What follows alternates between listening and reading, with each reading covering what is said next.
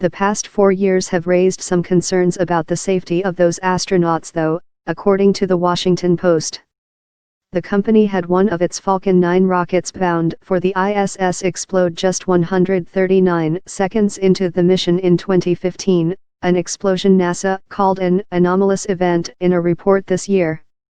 Trending: Hillary Clinton thought about moving to New Zealand after losing election to Trump. The explosions caused concern for those at NASA who worried that if the rocket could blow up with cargo on board, it could also explode once it had people on board as well, the Post reported.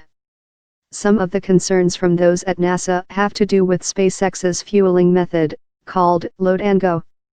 It involves keeping the fuel extremely cold, so it takes up less space and then loading it right before the launch while the astronauts or cargo is on board, according to the Post. Despite these concerns, NASA and SpaceX plan to launch the first manned mission in a Dragon craft aboard one of its Falcon 9 rockets later this year. The second quarterly meeting of the Aerospace Safety Advisory Panel, scheduled for May 17, will offer more up-to-date information about how substantial concerns are about the upcoming launches.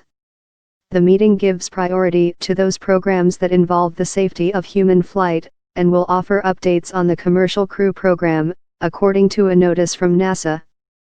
During a congressional hearing in January, Dr. Hans Koenigsmann, Vice President of Build and Flight Reliability at SpaceX, spoke on the fueling processes of the company and said that SpaceX actually believes that the load-and-go fueling process is a safer way to fuel.